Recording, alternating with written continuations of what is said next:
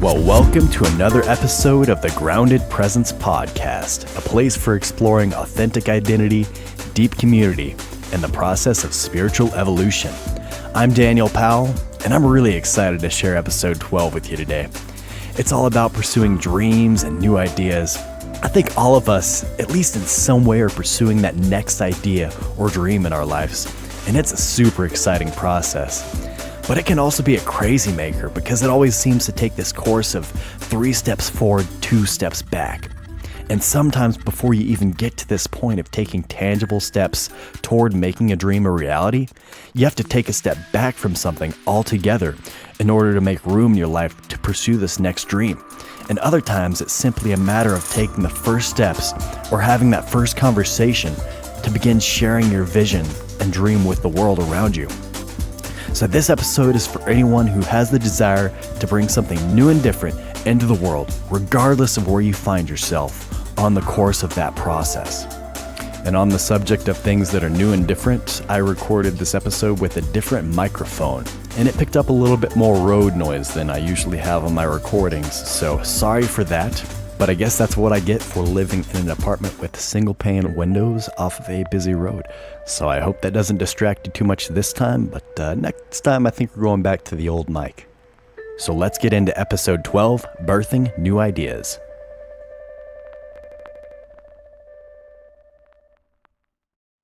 Well, I'm somebody who loves ideas.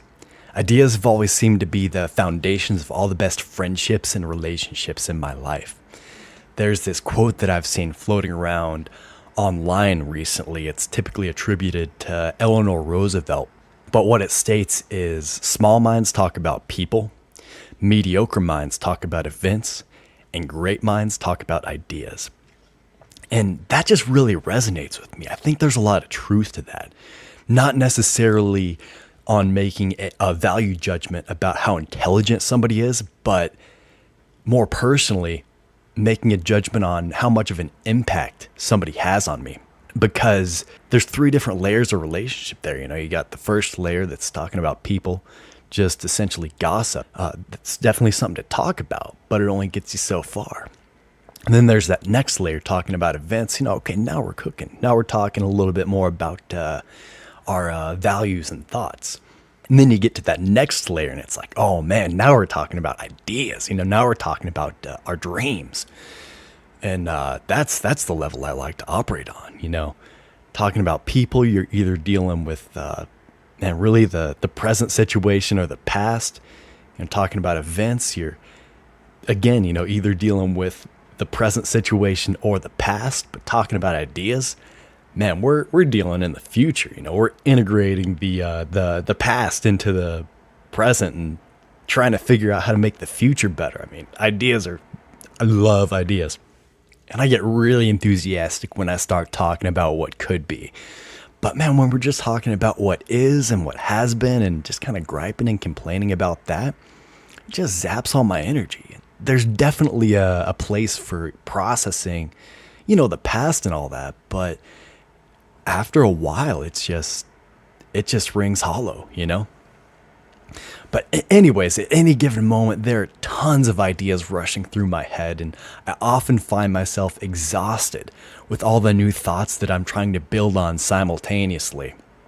I'm like an octopus, it's like I got my hands in 8 different things at any given moment, so it gets a little crazy around our house, and my wife knows that feeling well too, because I share many of my ideas with her. And I think I often give her a mental whiplash with the way I can change direction from week to week and month to month and year to year. And it can be maddening at times, and even for me. But ultimately, I really love living this way, in hot pursuit of the next idea. I'm always throwing thoughts against the wall, trying to figure out 1 or 2 that will stick.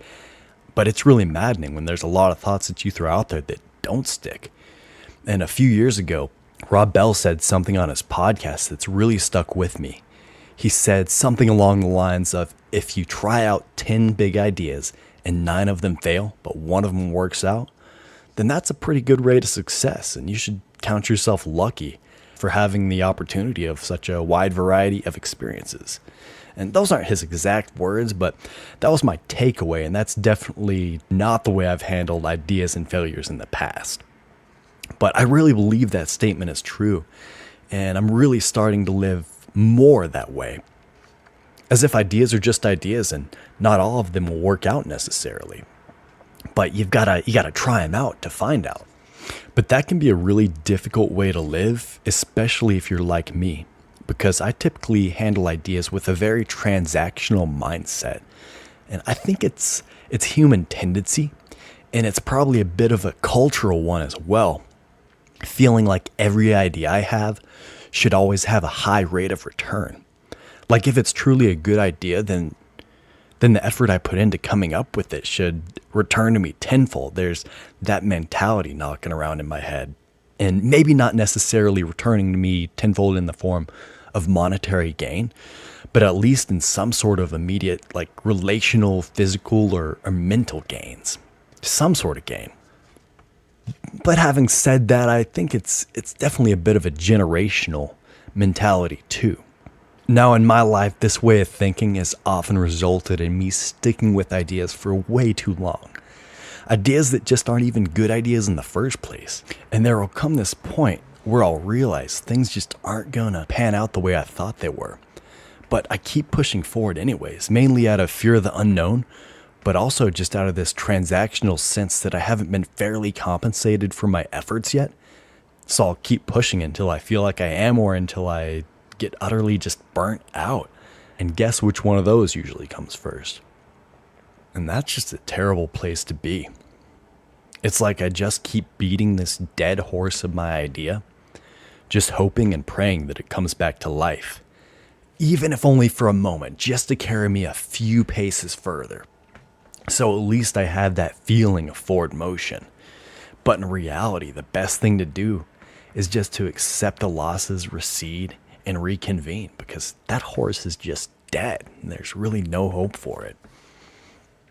But it's emotionally difficult to cut losses and walk away from something that I've invested time, energy, and money into. But something that's dead just doesn't give any energy back to me. It requires more and more and more. And I know I tend to stick with what I'm doing, even if it isn't working out, just because it gives me a sense of safety, normalcy, and consistency. And I assume that's probably pretty true for most of us, at least in some respects.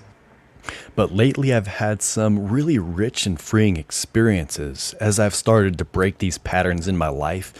And I'm going to start out the episode by sharing one of my most recent experiences with cutting my losses, moving on, and breaking out of this transactional mindset that I've been trapped in for so long.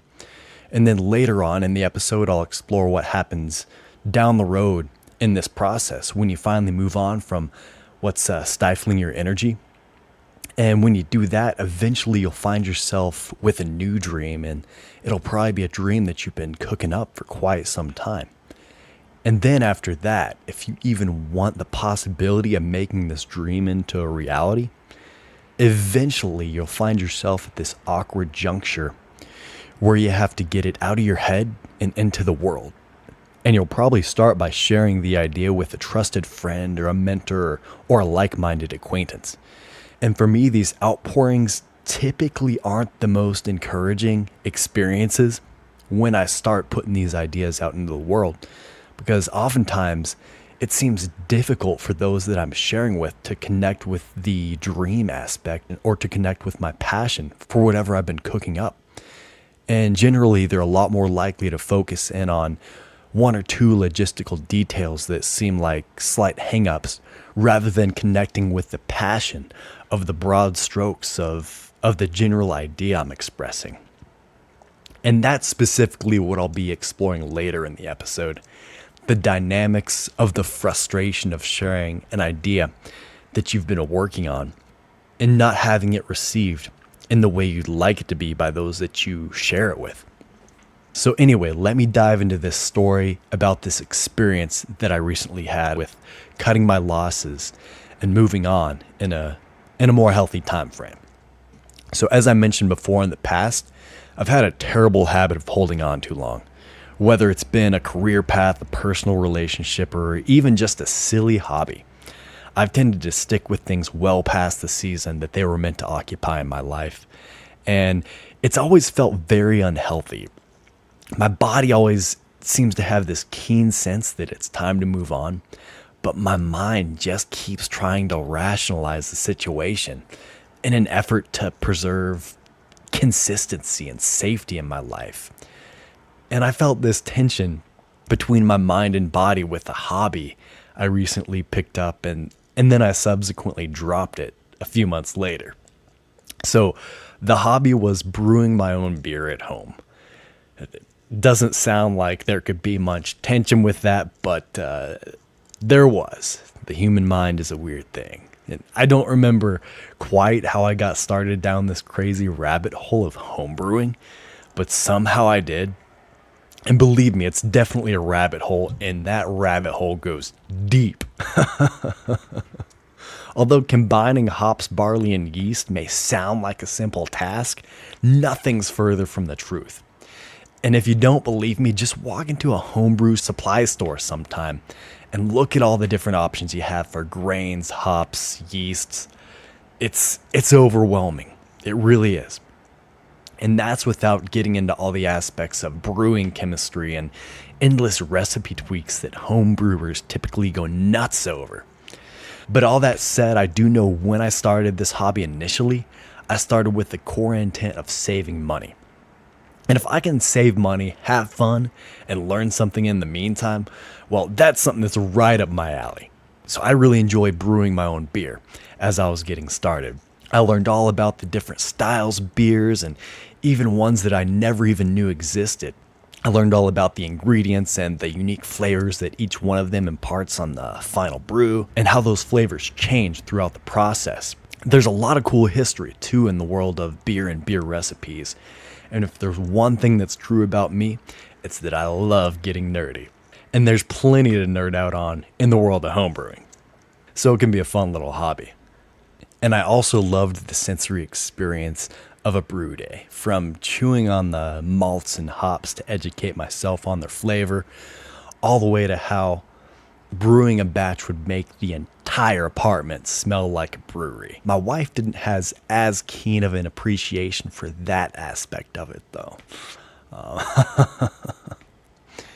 There were just a few problems with taking on this hobby that I didn't initially foresee. The first was ingredients are moderately priced, so you don't save as much money as you think you're going to. The second is you need a bit of equipment. So to get started, I had to purchase a bit more than I initially realized I would need. And the last thing is you need a lot of time to commit to it. The whole process of sanitizing, brewing, and cleaning up took me at least a good 4 or 5 hours, not to mention the sanitizing and bottling you have to do a few weeks later after it goes through the fermentation process. And as the parent of a 2-year-old, let's just say I don't have a large surplus of free time on my hands these days. And I was also doing this in my apartment, so I was only doing it in 1-gallon batches at a time. The most common and economical way to homebrew is in 5-gallon batches, but that's obviously not going to happen on the 4-burner cooktop in my 2-bedroom apartment. So 1-gallon batches seemed like a good place to start and just get things figured out. But basically it ended up being a huge time commitment with a moderate level of cost that after a month or two would yield me just a little over a 6-pack of drinkable beer. So this is what they call a hobby, something that you do for the love of the craft and not for its cost effectiveness and efficiency. But I really enjoyed most of the aspects of it. I really enjoyed the sensory experience that brewing provided. I loved having an excuse to buy all sorts of new tools and equipment, so the startup cost wasn't really a discouragement to me. And the fact that I wouldn't save as much money on beer as I thought I originally would wasn't a deal breaker either. But the 500-pound weight that broke the camel's back was the time and mental energy it took me to focus on this hobby. And it took a lot from me, because when I start something new, I'm all in. And I get really excited about it.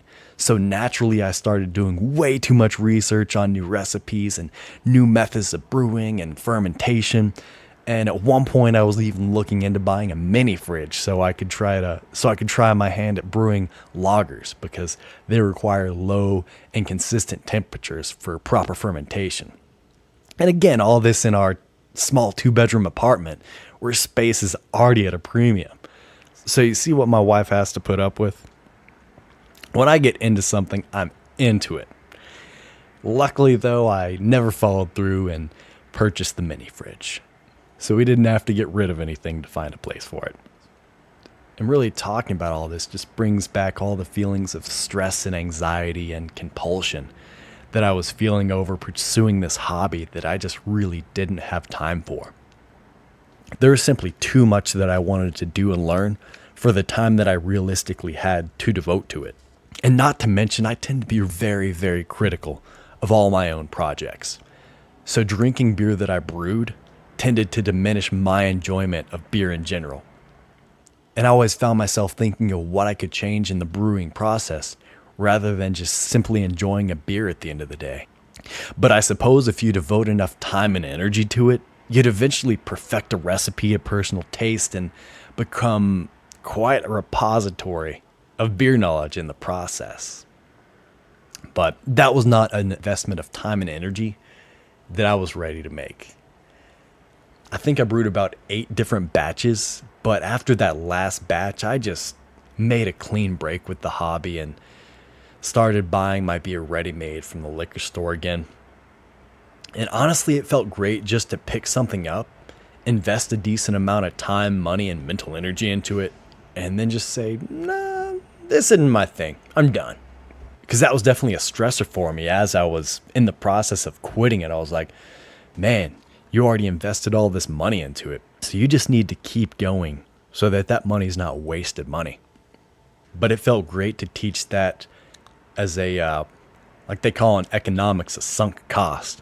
Like something that you've already invested that really has no precedent over your current situation because, I've already bought the beer supplies. So I need to consider the monetary investment that I've made in that kind of a moot point and really just take into account what I'm dealing with at the moment. And it felt great and freeing just to make a clean break like that, just to drop it. And after I did that, I realized I had a whole boatload of new energy to invest down other avenues. And it made me think, what if I handled more things like this in my life? Like choices about work and career path instead of basically getting shoved out of the nest when it's clear that my time's expired.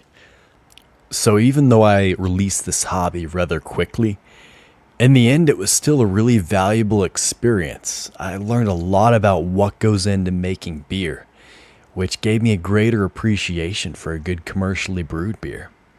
And now I have much better registers for all flavor profiles of beer. Like now I really know what a malty profile means. And tasting the ingredients before they're combined and fermented gave me more of an understanding of all the different kinds of hops, malts, yeast, and how each of these elements has its own distinct impact on the final flavor. It's always fun to be more connected with the process of how things that you appreciate are made. And back to Rob Bell's thoughts on failure and trying new things. If I've got to fail many more times before I find something that works for my life and that truly resonates with me, well, judging by this interaction with brewing, I'm going to gain some fantastic experiences and knowledge in the process that'll just be awesome. So it wasn't a complete loss. I learned a lot, and I also learned that I'm not cut out to be a brewmaster. And around probably my 4th batch or so, I learned something crucial about people and how hard it can be to communicate about our dreams with one another. So let me set the scene for you of this experience. I had just finished the initial brewing process of boiling all the grains and hops to create the base liquid for this amber ale that I was making. At this stage before it starts fermentation, it's called sweet wort, and that's W-O-R-T. Not to be confused with wort, wart, wort, W-A-R-T, so it's wort, W-O-R-T. So just like you would expect from the name, sweet wort is very sweet to taste because none of the yeasts have had opportunity to convert the sugars that have been extracted from the grains into alcohol yet. And anyway, I took this opportunity to taste it before adding the yeasts, and I was really excited at the flavor profile I was tasting, and I imagined what it could become after it had fermented. So I called my wife into the kitchen and had her taste a spoonful. And I'm sure you can picture how this went down. I'm standing by with all my excitement. I hand her a spoonful. She tastes it. And suddenly I'm like, oh, what you gonna think? Oh, this is so exciting. So she tastes it, kind of smacks her lips with a quizzical look on her face, squints her eyes a little bit and says, it's strange. So she's clearly not really enjoying it, but at the same time, she's trying not to be a killjoy. So that was nice of her. But after a slightly longer pause, she says, yeah, I don't like it. Now, I didn't necessarily like it either at this stage. I mean, I wasn't about to sit down and pour myself a pint of non-alcoholic Sweetwort. But I could taste in this initial brew hints at some of the flavor profiles of some of my favorite commercially brewed amber ales. And that was super exciting to me. I think to my wife, it was more of a notion of, this isn't even beer yet. Why are you having me taste it? But to me, this could become beer, and a good one at that, and that's what I was excited about. But I was engaged with the process of everything. I had a vision and a dream for the arc of the whole movement of the brewing process. My wife simply tasted a liquid that she didn't care for at that particular point. And I'm sure you've had experiences like this when you've dreamed up a dream and shared it with someone, only to be met with this perspective of them engaging with the world as it is, rather than tapping to the energy you're putting down of what it could become. Now, I'm not upset with my wife over this interaction by any means. And in fact, I'm glad it happened because it gave me so much insight into other similar actions I've had in the past that I've placed a lot more weight on. I think too often we just treat the ideas of others way too rationally and miss the dream aspect of them completely. We tend to treat them more as problems to be solved rather than the matters of the heart that they are. Like we pursue the conversation on the rational and transactional levels, asking these questions like, is it a good idea? Is it well thought out? Will the positive anticipated consequences of this action or idea outweigh the negative consequences? But I think when we engage with the dream aspect, we ask different questions. Questions like, is pursuing this passion an essential part of your journey? Will pursuing this teach you something important about life? Or another question that would engage with this dream level would be, will pursuing this potentially bring you closer to who you want to be? Now, those are big questions about the overarching path that you're on, not just merely like how does this idea stack up with other ideas.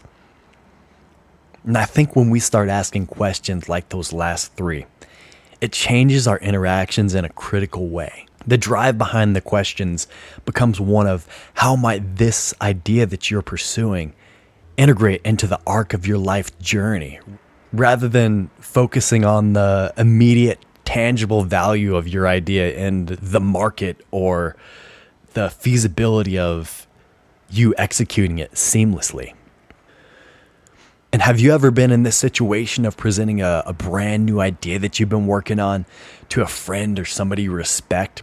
An idea that you've been holding close to your chest for a long time, and you lay it out for them, engaging all the passion that you have for it. And you finally finish this pitch of exuberant spouting, and you're just like pumped about it.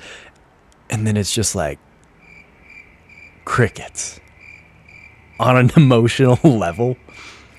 Like they don't even connect with the dream aspect of it at all. Doesn't that just knock the wind out of your sails?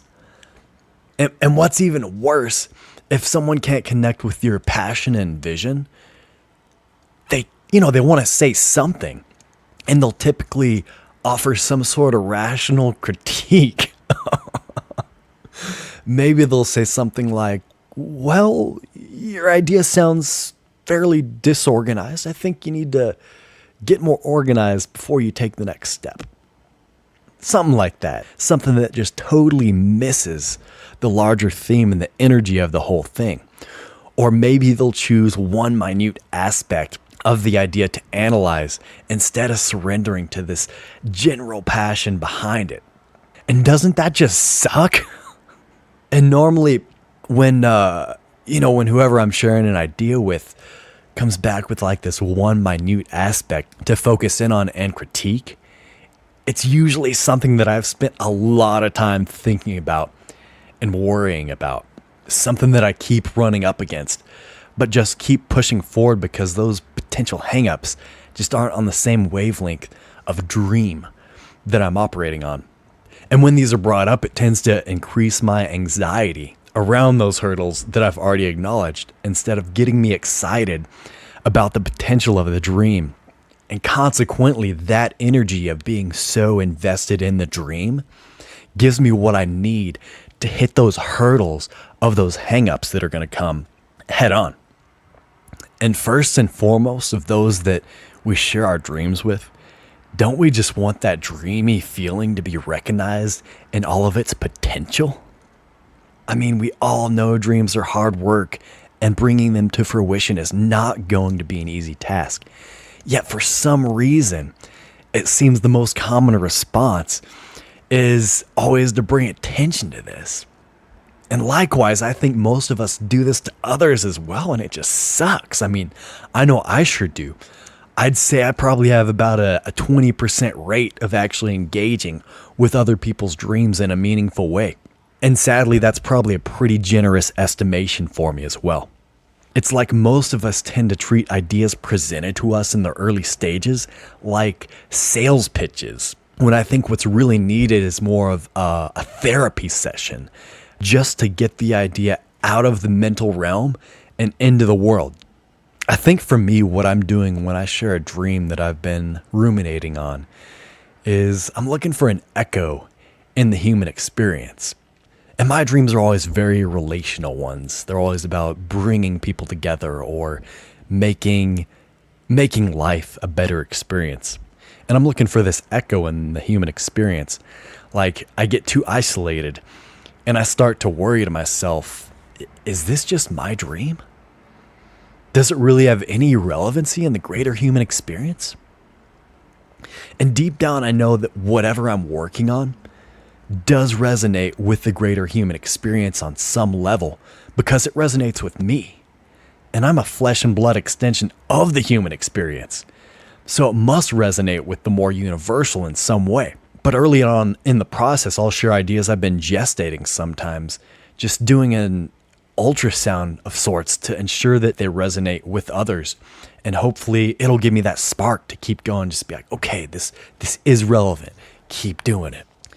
So Richard Rohr makes this really profound statement in his book, The Naked Now, that I absolutely love. And here's what he says. I know how safe and energized I feel when I'm sharing even my most offbeat ideas with truly holy or loving people or good therapists. Perhaps you know this feeling as well. You know they will understand what you are searching to say. Among antagonistic, insecure, or dualistic people, you always feel unsafe. I just love that quote. It just brings to mind all the times that I've shared something with somebody and they get the dream, like they see the structure behind the idea rather than just the decorations, and they're like, that's a good structure. I'm going to be excited to see how you decorate that because that's got some good bones.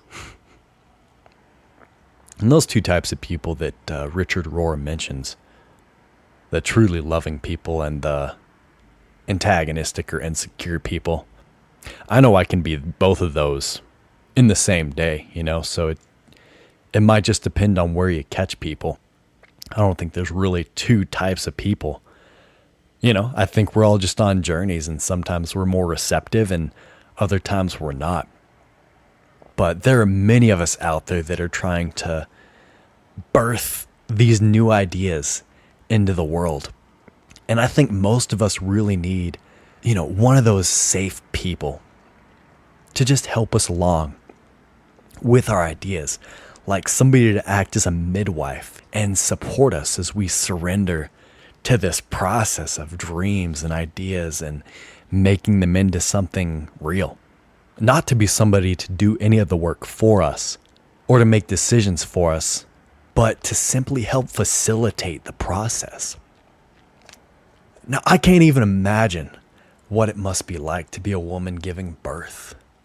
But I had a courtside seat to the process when I was in the hospital with my wife while she was giving birth to our beautiful daughter. It's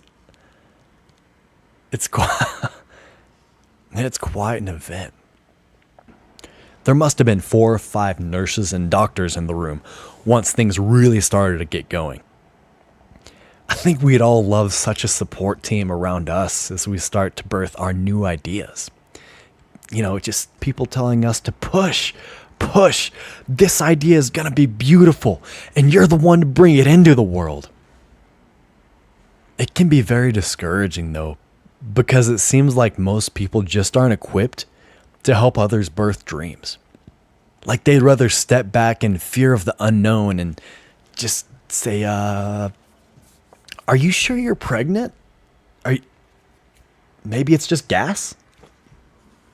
It's discouraging when that happens. It's frustrating.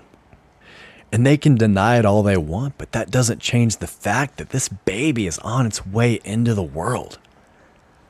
And with dreams and callings, I don't think it's necessarily a matter of choosing to bring it into the world either. It definitely takes a conscious choice to birth it and raise it. But it's almost like the world is bringing it into being through you. I've heard many versions of this thought that your calling is where your deep passion and the world's deep need intersect. I don't know who originally said that, but I simply love that idea and how it acknowledges this communal aspect of us as individuals trying to find our places in the greater world around us. Okay, so now back to this delivery room where we're birthing ideas. You want someone in the delivery room with you that will support you as you birth this idea into its infancy. And once that new life enters the world, you want someone who will truly see its beauty and be able to surrender to the joyful experience of the whole event. You don't want someone with you who's going to completely miss the moment and maybe even mar it for you by looking right past that beautiful little being in your arms and focus instead on the mess of the afterbirth and how to get it cleaned up. You want somebody who's going to want to hold that baby even when it's all messy and just can't wait, instead of being like, I don't want to hold that, clean it up first and then I'll hold it. The cleanup definitely has its place, don't get me wrong, but only after all that adrenaline and elation has died down. And I don't know much about doulas, but I would assume that's the role that they fulfill. Especially if somebody doesn't have somebody really close to them as they're giving birth. I could see wanting somebody to do that, because you got the medical professionals. They might be really nice and kind, but there's nobody to really appreciate the experience with you. So I think we all need a doula when we're birthing our ideas. And I guess that could be a therapist or somebody that you pay. But I want to live in a world where those kind of relationships form more organically. Wouldn't that be a great place to live? I really think all we need once we have the basic food, water, shelter, and safety taken care of are people who will enter a moment with us instead of in some strange way trying to step in and judge it for us. This ability to enter into moments is the only real form of transcendence that I've ever experienced. And you know as well as I do that dreams are really just a collection of moments of encouragement and moments of discouragement. And life is so much more enjoyable if you have those special people around you who can enjoy the moment with you when you're feeling encouraged and have empathy for you and lift you up in the times when you're feeling discouraged. But they're few and far between. And in my experience, there have been a wide variety of people that have served to fill this capacity. It's a huge process and a great battle to bring an idea to fruition. And it's risky as hell to birth it and ask a trusted person or people into the delivery room with you. And that delivery room may be nothing more than a mere corner booth at a local pub or coffee shop. But I just want to encourage you to keep pushing and keep searching for those that can support and facilitate you on your journey. And keep pursuing those dreams, because even the ones that fail, if you let them sink in, they'll result in a more grounded and integrated existence. And the only way we can really have a positive effect on the world around us is to pursue what we care about with passion and then learn from the experience and let it sink into who we are. So you're beautiful and your dreams are beautiful too. And I just want to bless you to pursue them and rejoice in all the awesome lessons you'll learn from even the ones that don't work out. So go and pursue what truly resonates with you and find the next idea that's uniquely yours to bring into the world. And at the same time, don't be scared to step away from the ones that are requiring more energy than they're generating in your life. The ones that have grown stale and just aren't panning out in the way you thought they would. Sometimes a step forward requires a huge step back in order to gain a broader perspective. And birthing new ideas and living a balanced and fulfilling life, it's not a destination, it's a path, a process, a journey. So find those people in your life, find those great minds that like to talk about ideas, and find those people that can really be a doula for you as you begin the process of birthing a new idea into the world. So carry on, take those dreams with you, and whatever you do, just don't grow weary.